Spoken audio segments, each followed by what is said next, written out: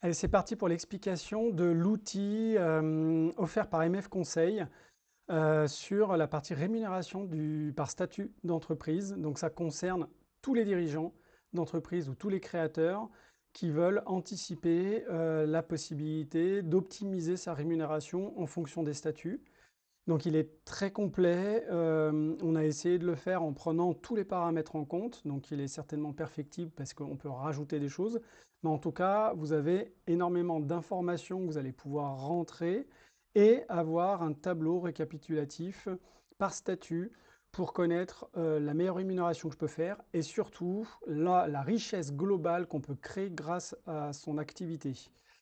Donc, on va remplir un certain nombre d'infos, donc le chiffre d'affaires annuel hors taxe, le salaire visé, donc là on va mettre 24 000 euros pour avoir les 2 000 euros net par mois. Vous avez une partie sur le foyer fiscal. Pourquoi c'est important? Parce que vous avez de l'impôt sur revenu qui va fluctuer énormément en fonction des statuts. Et souvent, ça, on ne le calcule pas. Donc, on a mis cette petite fonction où vous allez mettre le nombre de parts dans votre foyer. Donc, 2 pour un couple, 2,5 pour un couple avec un enfant, etc. Donc, ici, on met 2. On inscrit le revenu de la deuxième personne du foyer. Donc là, je vais remettre 24 000 euros. Donc ça veut dire que chacune des personnes du foyer gagne 2 000 euros net. Vous avez ici, dans l'encart violet, deux paramètres qui vont être impactés que pour les statuts société, mais qui a une belle optimisation de la rémunération. C'est le loyer du siège social. Donc là, j'ai mis 300 euros par mois, donc 3 600 euros à l'année. Et les frais kilométriques que vous pouvez vous rembourser quand vous êtes à votre compte. Donc là, on va mettre 5 000 euros par an.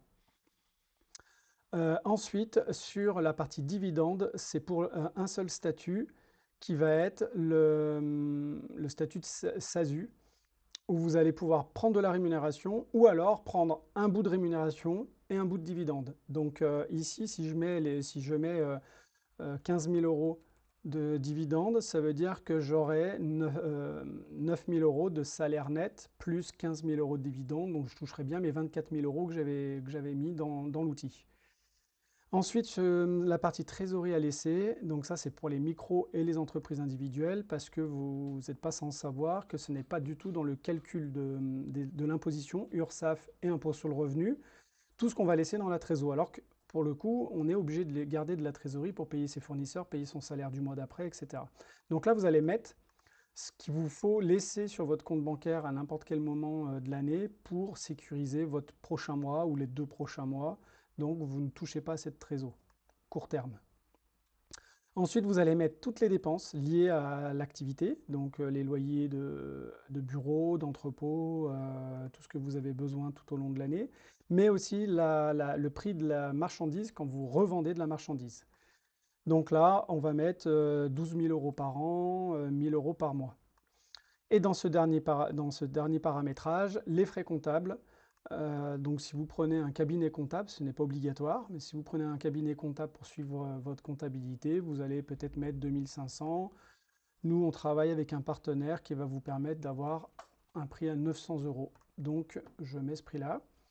Je recalcule la matrice et en recalculant tout ça, dans mon tableau, eh ben, j'ai le récap de tout ce que je viens de faire. Micro-entreprise, EI, SARL, SASU, et la SASU avec ce fameux mixte de rémunération entre les dividendes et la rémunération. Et là, on va se rendre compte dans le net réel en poche, c'est ce qui va rester.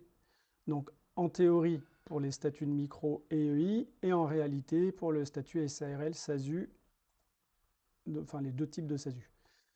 J'ai rajouté une petite ligne sur les capitales retraite. Alors c'est très théorique, ça dépend de ce que vous avez comme contrat. En tout cas, ce qui est sûr, c'est que sur le statut SASU, c'est de l'acquis, parce que c'est dans votre fiche de paye.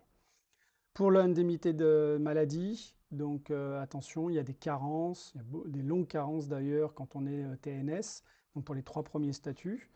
Pour la SASU, c'est dès le premier jour, vous êtes indemnisé, vous êtes 4 dirigeants de votre boîte. Et ensuite, vous allez avoir votre richesse perso qui va additionner votre rémunération et votre retraite. Et à mes yeux, ce qui est très important, la richesse globale que l'entreprise va générer.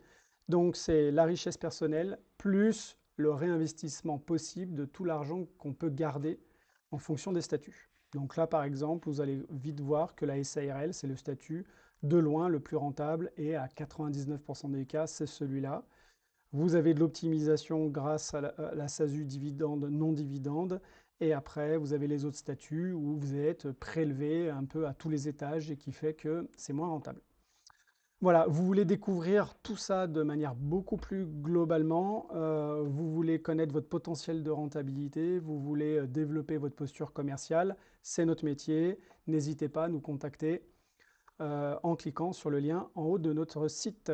Allez, à très vite.